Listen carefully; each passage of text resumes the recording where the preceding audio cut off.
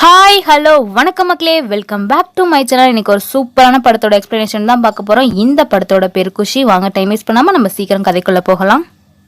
படத்தோட ஸ்டார்டிங் சீன்லேயே ஒரு நபரை காட்டுறாங்க. இவர் வேற யாரும் இல்லைங்க, நம்ம ஹீரோவோட அப்பா தான். இவர் ஒரு நார்த்திகவாதி, கடவுள் நம்பிக்கையே இல்லாதவர். இவருக்கு அப்படியே ஆப்போசிட் இவரோட ஒய்ஃப். அது ஹீரோவோட அம்மா ரொம்பவே கடவுள் பக்தி உள்ளவங்க. அவங்க ஹஸ்பண்டுக்கு தெரியாம தனியா சாமி போட்டோலாம் வச்சு கும்பிட்டுட்டு இருக்காங்க. அது மட்டும் இல்லாம ஹீரோக்கு ஒரு அண்ணனும் இருக்காங்க. அவங்களுக்கு கல்யாணம் ஆயிடுச்சு. இவர் தாங்க நம்ம படத்தோட ஹீரோ. நான் அவரை ஹீரோனே சொல்லிக்கிறேன். ஹீரோக்கு ரொம்ப சின்ன வயசுலேயே பிஎஸ்என்எல்ல கவர்மெண்ட் வேலை கிடச்சிருச்சு. ஸோ ஃபர்ஸ்ட் நாள் வேலைக்கு போகிறாரு. இவருக்கு எந்த ஊரில் போஸ்டிங் போட்டிருக்காங்கன்னு பார்த்தீங்கன்னா சென்னையிலே தான் போட்டிருக்காங்க. ஆனால் ஹீரோக்கு வருத்தம், வேறு ஏதாவது ஊருக்கு போனால் அங்கே போய் சுற்றியாவது பார்த்துட்டு வரலாமே, இதே ஊரில் போஸ்டிங் கிடச்சிருக்கேன்னு சொல்லிட்டு இவங்களோட ஹையர் ஆஃபீஸர்கிட்ட பேசுகிறாங்க. மேடம் எனக்கு வேறு ஏதாவது ஊர் போடுங்க மேம்னு சொல்லவும், சரி காஷ்மீர் இருக்குது அங்கே வேணா போறியான்னு சொல்லவும், ஓகே மேம் போகிறேன்னு சொல்லி ஒத்துக்கிறாரு. ஏன்னா மணிரத்னம் படத்தில் வந்து காஷ்மீர் அவ்வளோ அழகாக காட்டியிருப்பாங்க இல்லையா, அதனால் அங்கே போய் ஜாலியாக கிளைமேட் என்ஜாய் பண்ணிவிட்டு ஃப்ரெஷ்ஷாக ஆப்பிள்லாம் பறித்து சாப்பிட்லாம் சொல்லிட்டு இவர் ஒரு கனவு கண்டுட்டு ஓகே சொல்லிடுறாரு. இந்த நபர் யாருன்னு பார்த்தீங்கன்னா ஹீரோவை காஷ்மீரில் பிக்கப் பண்ணுறதுக்காக வந்திருக்காரு. இவர் கூட தான் ஹீரோ இனிமேல் தங்க போறாரு. அதனால நான் இவரை ஹீரோட ஃப்ரெண்டுன்னே சொல்லிக்கிறேன். ஹீரோ வந்த அன்னைக்கு காஷ்மீரில் கலவரம் நடக்குது. ஹீரோ பயந்து போயிடுறாரு. என்ன நம்ம படத்துல எல்லாம் பார்த்துட்டு இங்கே வந்தால் இங்கே பெரிய கலவரமாக இருக்கேன்னு சொல்லிட்டு இவர் ரொம்பவே கஷ்டப்படுறாரு. அது மட்டும் இல்லாமல் சாப்பிட்றதுக்கு கூட ஆப்பிளை தவிர இங்கே வேற எதுவும் கிடைக்கிறது இல்லை. அதனால இவர் என்ன பண்ணுறாரு, மறுபடியும் அவரோட ஹையர் ஆஃபீஸருக்கு ஃபோன் பண்ணி மேடம் என்னை சென்னையிலே போட்டுருங்கன்னு சொல்லி கெஞ்சுறாரு. அவங்க அதெல்லாம் முடியாதுப்பா, நீ விருப்பப்பட்டு தானே போனால் அங்கே தான் இருக்கணும்னு சொல்லி ஃபோனை கட் பண்ணிடுறாங்க. ஹீரோ வெறுத்து இருக்கப்பதான் நம்ம ஹீரோயினை மீட் பண்றாரு. ஹீரோயினை பார்த்த உடனே ஹீரோக்கு பிடிச்சிருது. போய் ஹீரோயின் கிட்ட பேச ட்ரை பண்றாரு. ஹீரோயின் புர்காலாம் போட்டிருக்கவும் முஸ்லீம் பொண்ணுன்னு நினைச்சு போய் உருதுலே ஹீரோ பேசிட்டு இருக்காரு. நம்ம ஹீரோயின் பக்கா பிராமின். அது மட்டும் இல்லாமல் சென்னையிலேருந்து தான் இங்கே வந்திருக்காங்க. இங்கே ஒரு ஆஃபீஸ் விஷயமா தான் வந்திருக்காங்க. அப்படியே போகிற வழியில் இங்கே ஒரு கோயில் இருக்கா, அங்கே போய் பாட்டியோட மூட்டு வலி சரியாகணும்னு சொல்லிட்டு பிரார்த்தனை பண்ணிட்டு போகலான்னு சொல்லிட்டு தான் இப்போ காஷ்மீரில் இந்த இடத்துக்கு வந்திருக்காங்க. ஹீரோ இது தெரியாமல் போய் ஹீரோயின் கிட்ட கடலை போட்டுக்கிட்டு இருக்காரு. இவன் என்ன பின்னாடியே வந்துகிட்டு இருக்கான்னு சொல்லிட்டு ஹீரோ கிட்ட ஒரு பொய்யை சொல்கிறாங்க. நாங்கள் பாகிஸ்தான், எங்கள் ஃபேமிலியெல்லாம் தீவிரவாதத்தில் இருக்காங்க, நீங்கள் இந்த மாதிரி எங்களை ஃபாலோ பண்ணுறது தெரிஞ்சால் அவங்கள அவ்வளோதான் சுட்டே கொண்டுருவாங்கன்னு சொல்லி பயமுடுத்த அதுக்கும் பயப்படாமல் ஃபாலோ பண்ணிக்கிட்டே வராங்க. கடைசியில் ஹீரோயின் நாங்கள் இன்னும் 2 நாள் தாங்க இங்கே இருப்போம், தொலைஞ்சு போட என் தம்பியை தான் இங்கே தேடி வந்தோன்னு சொல்லி ஒரு கதையை கட்டுறாங்க. ஹீரோவும் இதை உண்மைன்னு நம்பிடுறாரு. சரி வாங்க நானே உங்கள் தம்பியை தேடி தரேன்னு சொல்லிட்டு அழைச்சிட்டு போறாரு. ஹீரோயினா அங்கே இருக்க நபர்கள்கிட்ட ஒரு இந்து கோயிலை பற்றி விசாரிக்கவும், இவங்க என்ன குர்கா போட்டுட்டு இந்து கோயிலை பற்றி விசாரிக்கிறாங்க, ஒருவேளை இந்தியாவிலேருந்து வந்த ஸ்பையோன்னு நினச்சிட்டு 4-5 பேர் பிரச்சனை பண்ண வராங்க. ஹீரோ தான் அங்கே வந்து காப்பாற்றுறாரு அவங்க கூட சண்டை போட்டு. ஹீரோ அவங்க கிட்ட சண்டை போட்டு ஹீரோயினை காப்பாற்றி அழைச்சிட்டு போகிறப்ப ஹீரோயின் எந்த கோயிலுக்கு வரணும்னு நினச்சாங்களோ அந்த கோயிலே வந்துடுறாங்க. ஹீரோயினுக்கு பயங்கர சந்தோஷம். ஹீரோ கிட்ட போய் நான் இந்த கோயிலுக்கு வழிபட்டுட்டு வரேன்னு சொல்லவும் அவரும் முழிக்கிறாரு. என்னங்க நீங்கள் முஸ்லீமாக இருக்கீங்க, ஹிந்து கோயிலுக்குலாம் போவீங்களான்னு கேட்குறப்ப ஹீரோயினும் அதெல்லாம் இல்லைங்க, எனக்கு எம்மதமும் சம்மதம்னு சொல்லி ஒரு பிட்டை போட்டுட்டு கோயிலில் போய் சாமி கும்பிட்டுட்டு வராங்க. அது மட்டும் இல்லாமல் ஹீரோ வந்து நீங்கள் எங்கள் வீட்லேயே தங்கிக்கோங்க, உங்கள் தம்பியை நான் தேடித்தரேன் அப்படின்னு சொல்லிட்டு பேசிக்கிட்டு இருக்காரு. ஹீரோயினோட ஃப்ரெண்டுமே ஹீரோயின் கிட்ட பேசுகிறாங்க. நம்ம கிட்ட பிரச்சனை பண்ண பசங்க மறுபடியும் நம்மளை தேடி கண்டுபிடிச்சி பிரச்சனைக்கு வந்தாங்கன்னா ரொம்ப டேஞ்சரடி, அதனால இவன் வீட்லயே நைட்டு தங்கிட்டு காலையில போயிடுவோம் அப்படின்னு சொல்லிட்டு பேசுறாங்க. ஹீரோயின்மே இதுக்கு ஒத்துக்கிட்டு ஹீரோ வீட்டில் தங்குறதுக்கு ஒத்துக்கிறாங்க. சரி என்ன நைட்டில் ஹீரோ எல்லா பக்காவான அரேஞ்ச்மெண்ட்டும் பண்ணி கொடுத்துட்றாரு. ஹீரோயினுக்கு ஹீரோ மேலே லைட்டாக லவ்வும் வர ஆரம்பிச்சிடுது. இவன் என்ன இவ்வளோ சீரியஸாக நம்மளை இப்படி பார்த்துக்கிறானே அப்படின்னு சொல்லிட்டு பத்தாயிரத்துக்கு ஹீரோயின் அவங்க தம்பியை காணும்னு தேடி தாங்க வந்ததாக ஒரு பொய் சொன்னாங்க இல்லையா, அதை ஹீரோ உண்மைன்னு நம்பி சின்ன சின்ன பசங்களாம் ரோட்டில் அலையிறாங்களே அந்த பசங்களாம் அழைச்சிட்டு வந்து பசங்களில் யாராவது உங்கள் தம்பி இருக்காங்களான்னு சொல்லி பாருங்கன்னு சொல்லிட்டு ரொம்பவே சீரியஸாக தேட ஆரம்பிச்சிடுறாரு. ஹீரோயினுக்குமே இதுக்கு மேலே உண்மையை மறைக்க வேணாம், உண்மையை சொல்லிடலான்னு பார்க்குறாங்க. ஆனால் ஹீரோனோட ஃப்ரெண்டோ வேணாண்டி இன்னைக்கு ஒரு நைட்டு தான், காலையில் நம்ம போயிடுவோம் அப்படின்னு சொல்லி சமாதானப்படுத்திடுறாங்க. அடுத்த நாள் ஹீரோ என்ன பண்ணுறாரு, ஹீரோயினுக்காக டீ வாங்கிட்டு வரலாமேன்னு சொல்லிட்டு வெளில கடைக்கு போயிட்டு உள்ளே வந்து பார்த்தா வீட்டில் ஆளை காணோம்.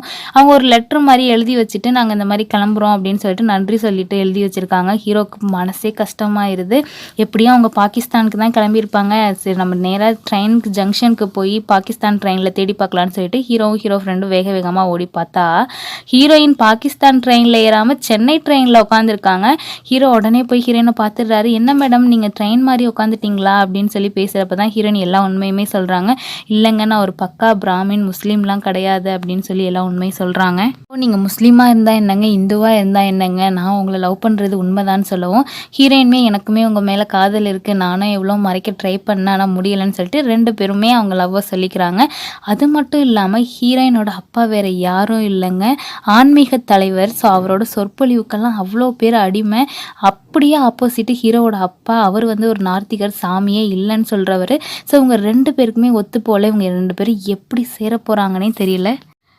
ஹீரோவும் ஹீரோயினும் எப்படியாவது அவங்க பேரண்ட்ஸை ஒத்துக்க வச்சு நம்ம கல்யாணம் பண்ணிடலாம் ஸ்ட்ராங்காக நம்புகிறாங்க. ஹீரோ இப்போ காஷ்மீரில் தானே இருக்கார். ஸோ அவரோட ஹையர் ஆஃபீஸர் மேடத்துக்கு ஃபோன் பண்ணி, இந்த மாதிரி நான் லவ் பண்ணுற பொண்ணு சென்னையில் தான் இருக்கா, எனக்கு எப்படியாவது ட்ரான்ஸ்ஃபர் வாங்கி கொடுங்க, எனக்கு காஷ்மீர் வேணாம், மறுபடியும் சென்னைக்கே வந்துடுறேன்னு கெஞ்சி கூத்தாடி எப்படியோ சென்னைக்கு வந்துடுறாரு ஹீரோ. அப்படியே சீனை கட் பண்ணால் ஹீரோயினை காட்டுறாங்க. ஹீரோயின் அவங்க பாட்டி கிட்ட கொஞ்சம் கொஞ்சமாக சொல்கிறாங்க, இந்த மாதிரி நான் ஒரு பையனை காஷ்மீரில் மீட் பண்ணேன், அவனை நான் லவ் பண்ணுறேன், இந்த பையன் வேறு யாரும் இல்லை பாட்டி, நார்த்திக சங்க தலைவரோட பையன் தாங்கவும். பாட்டிக்கு தூக்கி வாரி போட்டுருது, உங்கள் அப்பாவுக்கு அவரை கண்டாலே பிடிக்காதேடி அப்படின்னு சொல்லி பேசிகிட்டு இருக்காங்க. அப்படியே இங்கே சீனை கட் பண்ணி ஹீரோவை காட்டுறாங்க. ஹீரோ அவங்க அம்மா கிட்ட சொல்லிகிட்டு இருக்காங்க, இந்த மாதிரி நான் காஷ்மீரில் ஒரு பொண்ணை பார்த்தோமா, அந்த பொண்ணை எனக்கு பார்த்தோன்னே பிடிச்சிருச்சு, அந்த பொண்ணு வேறு யாரும் இல்லை, ஆன்மீக சங்க தலைவரோட பொண்ணு தான் சொல்லவும் ஹீரோயினோட அம்மா பயங்கரமாக பயப்படுறாங்க. இந்த விஷயம் உங்கள் அப்பாவுக்கு தெரிஞ்சிச்சுன்னா கொன்னே போட்டுருவாரான்னு சொல்லிட்டு, நீ வந்து அவங்க அப்பா கிட்ட எப்படியாவது பேசுமா அப்படின்னு சொல்லிட்டு ஹீரோ அவங்க அம்மாவை கரெக்ட் பண்ணிடுறாரு. இங்கே ஹீரோயின் அவங்க பாட்டியை கரெக்ட் பண்ணிடுறாங்க. எப்படியோ 2 பேரும் அவங்க ஃபேமிலியில் பேசி மேரேஜுக்கு பேசுகிறதுக்காக ஒத்துக்கிறாங்க. ஆனால் 2 பேருமே நம்ம வீட்டில் இதை பேச வேணாம், ஏதாவது பொதுவான இடத்துக்கு அவங்க ஃபேமிலியை வர சொல்லி பேசிக்கலான்னு சொல்லி முடிவெடுக்கிறாங்க. ஸோ 2 பேரோட ஃபேமிலியும் ஒரு ட்ரெயினில் மீட்டிங் அரேஞ்ச் பண்ணுறாங்க. ஹீரோயினோட அப்பா என்ன சொல்கிறாருன்னா, பையனோட ஜாதகம் எனக்கு கண்டிப்பாக வேணும், நான் ஜாதகம் பொருத்தம் பார்த்து தான் கல்யாணத்தை நடத்த ஒத்துக்குவேன் அப்படின்னு சொல்கிறாரு. ஆனால் ஹீரோவோட அப்பா, எனக்கு இந்த சாஸ்திர சம்பிரத்துலலாம் நம்பிக்கையே இல்லை, நான் ஜாதகமே எழுதலைங்கிறாரு. ஆனால் ஹீரோவோட அம்மா என்ன பண்ணுறாங்க, அவங்க அப்பாவுக்கு தெரியாமல் ஏற்கனவே ஒரு ஜாதகத்தை எழுதி வச்சுருக்காங்க. சாமி என்கிட்ட ஜாதகம் இருக்குன்னு சொல்லிட்டு ஹீரோயினோட அப்பா கிட்ட கொடுக்குறாங்க.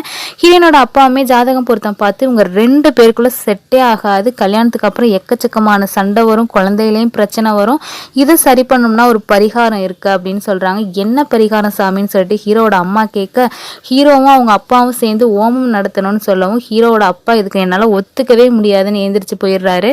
2 பேரோட ஃபேமிலியுமே கல்யாணத்துக்கு ஒத்து வரல. அதனால ஹீரோவும் ஹீரோயினும் என்ன முடிவு பண்ணுறாங்கன்னா, வீட்டை விட்டு வெளில போய் ரெஜிஸ்டர் மேரேஜ் பண்ணிக்கலாம்னு நினைக்கிறாங்க. ஹீரோயினோட அப்பா ஹீரோயினை கடைசி வரைக்கும் திட்டி தான் அனுப்புறாரு. அந்த பரிகாரம் மட்டும் பண்ணலைன்னா உன் திருமண வாழ்க்கை நல்லாவே இருக்காது, இன்னும் 6 மாசத்துல நீ திரும்ப வந்துருவ பாருன்னு சொல்லி தான் அனுப்புறாரு. ஆனால் ஹீரோவும் ஹீரோயினும் இந்த எதையுமே நம்ம உண்மைன்னு ப்ரூவ் பண்ணக்கூடாது, 2 பேர் ஃபேமிலி முன்னாடி நம்ம நல்லா வாழ்ந்து காட்டணும்னு முடிவெடுத்து போகிறாங்க. ரெஜிஸ்டர் மேரேஜும் பண்ணிக்கிறாங்க. ஹீரோவும் ஹீரோயினும் ரொம்ப ஹாப்பியாகவே வாழ்கிறாங்க. ஹீரோயின் குழந்தைக்கும் ட்ரை பண்ணிகிட்டு இருக்காங்க. அடிக்கடி மெடிக்கல் ஷாப்பில் போய் ப்ரெக்னன்சி கிட்டு வாங்கி செக் பண்ணி பார்த்துக்கிட்டே தான் இருப்பாங்க. ஸோ எப்போதுமே நின்று தான் வருது. கடைசியாக ஒரு நாள் டபுள் கோடு வந்துடுது. அவங்களுக்கு அவ்வளோ ஹாப்பி. சரின்னு சந்தோஷத்தோடு ஹாஸ்பிட்டலுக்கு போய் ஒரு செக்கப் போட்டுட்டு வந்துடலான்னு சொல்லிட்டு ஹாஸ்பிட்டலுக்கு போகிறாங்க. அதே நேரத்தில் ஹீரோ இந்த விஷயத்தை அவரோட ஃப்ரெண்டுக்கு ஃபோன் பண்ணி இன்ஃபார்ம் பண்ணுறாரு. ஹீரோட ஃப்ரெண்டு என்ன பண்ணுறாரு, ஹீரோயினோட வீட்டுக்கும் ஹீரோ வீட்டுக்குமே ஃபோன் பண்ணி இந்த மாதிரி நீங்கள் தாத்தா பாட்டி ஆக போகிறீங்கன்னு அவசரப்பட்டு சொல்லிடுறாரு.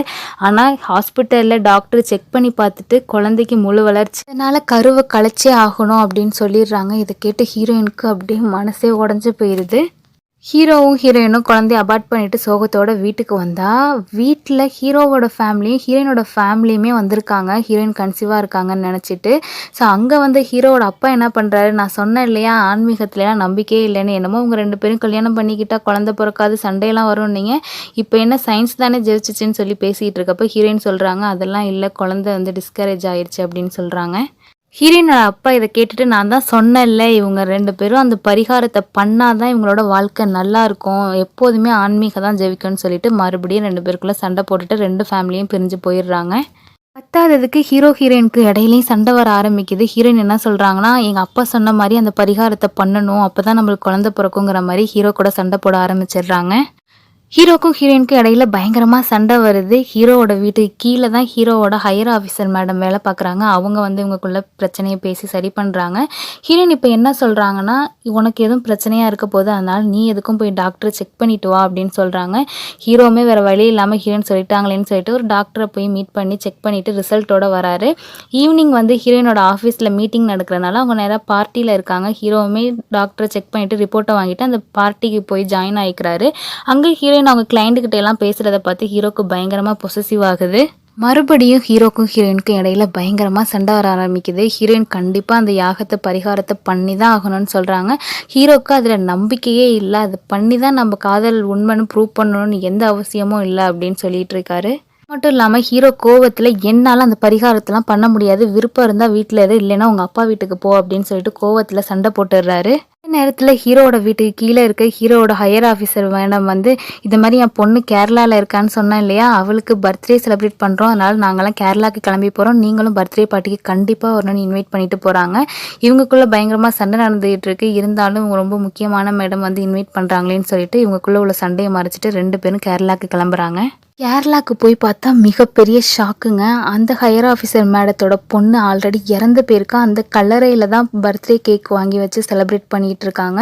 ஸோ அதுக்கப்புறமா போய் அவங்கள்ட்ட ஹீரோயினும் பேசுகிறாங்க. அப்போ தான் அவங்க உண்மையை சொல்கிறாங்க. என் குழந்தை பிறக்கும் போதே பலவிதமான பிரச்சனைகளோடு தான் பிறந்துச்சு. நான் போய் குழந்தைய தூக்கலான்னு போகிறப்ப டாக்டர் வந்து நீங்கள் தூக்குனிங்கன்னா எலும்பு முறிஞ்சிரும், ரொம்ப குறைபாடோடு அந்த குழந்தை பிறந்திருக்கு, இந்த குழந்தை சர்வை பண்ணுறதே கஷ்டம்னு சொன்னாங்க. ஆனால் எப்படியோ எங்கள் உயிரை கொடுத்து 5 வருஷம் வரைக்கும் அவளை காப்பாற்றிட்டோம், அதுக்கப்புறம் இறந்து போயிட்டா அப்படின்னு சொல்லி இவங்க பேசி அழுதுகிட்டு இருக்காங்க. இதை கேட்டு ஹீரோவும் ஹீரோயினுமே ஃபீல் பண்ணுறாங்க. ஹீரோயின் அடுத்த நாள் காலையில் ஏந்திரிச்சு பார்த்தா ஹீரோயினை காணோம். ஹீரோ எல்லா இடத்துலையும் தேடி பார்க்குறாரு கேரளாவில். கடைசியில் ஹீரோயின் பஸ் ஸ்டாண்டில் வந்து நிற்கிறாங்க. ஏன் அதுக்குள்ளே சொல்லாமல் கொள்ளாமல் போனேன்னு கேட்குறதுக்கு, நீ தானே நேற்று சண்டையில் சொன்ன விருப்பம் இருந்தால் என் வீட்டில் இரு, இல்லைன்னா எங்கள் அப்பா வீட்டுக்கு போன்னு சொல்லிட்டு, அதனால் நான் எங்கள் அப்பா வீட்டுக்கே போகிறேன்னு சொல்லிட்டு ஹீரோயின் கோச்சிக்கிட்டு போயிடுறாங்க. அந்த வீட்டில் ஹீரோயினோட இருந்துட்டு இப்போ ஹீரோயின் இல்லாமல் ஹீரோவால் இருக்கவே முடியல. எங்கே பார்த்தாலும் ஹீரோயினோட நினைவுகளாகவே இருக்குது. அதனால் ஹீரோ என்ன பண்ணுறாரு, அவங்க அப்பா அம்மா வீட்டுக்கு போய் இந்த மாதிரி ஹீரோயினோட அப்பா சொன்ன மாதிரியே நம்ம யாகத்தை பண்ணிடலாம்ப்பா அப்படின்னு சொல்லி கெஞ்சி கேட்குறாரு. ஹீரோவோட அப்பாவுமே இறங்கி வராரு. நம்ம பையனோட வாழ்க்கை தான் முக்கியம், நம்ம தான் வீம்பு வெறுப்புன்னு இருக்கக்கூடாது, சயின்ஸ் தான் பெருசு, ஆன்மீகம் தான் பெருசுன்னு நமக்கு தேவையில்லை, நம்ம பையன் நல்லா இருந்தாலே போதும்னு சொல்லிட்டு இறங்கி ஒரு படி இறங்கி பரிகாரம் பண்ணுறதுக்காக ஹீரோயினோட அப்பாவை போய் மீட் பண்ணுறாரு. இந்த மாதிரி நானும் என் பையனும் பரிகாரம் பண்ணுறோம், எல்லாம் ஏற்பாடும் நீங்கள் பண்ணுங்கன்னு சொல்லிட்டு சரின்னு மொத்த ஃபேமிலியும் கோயிலுக்கு போகிறாங்க. ஐயரை வச்சு பரிகாரம்லாம் நடத்திக்கிட்டு இருக்காங்க. கடைசியில் ஓமத்தில் இந்த பொருளை போட்டால் பரிகாரம் முடிஞ்சிருச்சோம் அப்படின்னு சொல்லிட்டு இவங்கக்கிட்ட பூசாரி வந்து ஒரு பொருளை கொடுக்குறாரு. ஹீரோவும் ஹீரோவோட அப்பாவும் எழுந்திரிச்சு ஓமத்தில் அதை போட போகிற நேரத்தில் கரெக்டாக மழை வந்து ஓமம் அணைஞ்சு போயிடுது. என்னடா இப்படி ஆயிடுச்சேன்னு சொல்லி ஃபீல் பண்ணுறாங்க. ஹீரோவோட அப்பா என்ன பண்ணுறாரு, ஹீரோனோட அப்பா கிட்ட போய் எந்த பிரச்சனையும் இல்லை, நான் எத்தனை நாள் ஆனாலும் சரி இருந்து ஓமத்தை முடிச்சு கொடுத்துட்டு போகிறேன், எனக்கு என் பையன் சந்தோஷம் தான் முக்கியம், நீங்கள் ஜெயிச்சதாகவே இருந்துக்கோங்கன்னு சொல்லி பேசுகிறாரு. அதுக்கு ஹீரோனோட அப்பா, நான் ஜெயிச்சதான்னு நினைக்கவே இல்லை சார், நீங்கள் ஒரு படி இறங்கி என் வீட்டுக்கு வந்து தலை குனிஞ்சு நின்று நான் ஓமம் பண்ணுறேன்னு ஒத்துக்கிட்டீங்க இல்லையா, அப்போ என் வெற்றி தெரியல, உங்கள் பையன் மேலே நீங்கள் வச்சுருக்க பாசம்தான் தெரியுது அப்படின்னு சொல்லி இவரும் எமோஷ்னலாக பேச ஆரம்பிக்கிறாரு. இந்த கடவுளே இந்த ஓமம் நடக்க வேணான்னு சொல்லிட்டு மலையை வந்து அணைச்சிட்டாரு. அதனால கடவுள் என்ன திட்டம் போட்டிருக்காரோ அதுபடியே நடக்கட்டும், நீங்கள் என் பொண்ணை அழைச்சிட்டு போங்கன்னு சொல்லிடுறாரு. ஸோ இப்போ 2 ஃபேமிலியுமே ரொம்ப ஹாப்பியாக அவங்க 2 கப்பலையும் சேர்த்து வைக்கிறாங்க. அதுக்கப்புறம் 1 இயர் லேட்டர்னு காட்டுறாங்க. ஹீரோக்கும் ஹீரோயினுக்கும் ஒரு அழகான பெண் குழந்தை பிறந்திருக்கு. அந்த குழந்தையோட பேர் குஷி. ஸோ அந்த குழந்தைக்கு இப்போ காதணி விழா நடத்திக்கிட்டு இருக்காங்க. மொத்த ஃபேமிலியும் ஜேன்னு ஒன்றா கூடி அந்த காதணி விழாவை செலிப்ரேட் பண்ணுறாங்க. இதோட இந்த படம் முடியுது. என்னோட எக்ஸ்ப்ளனேஷன் பிடிச்சிருந்துச்சுன்னா நம்ம சேனலை மறக்காமல் சப்ஸ்கிரைப் பண்ணிங்க ஃப்ரெண்ட்ஸ். தேங்க்யூ.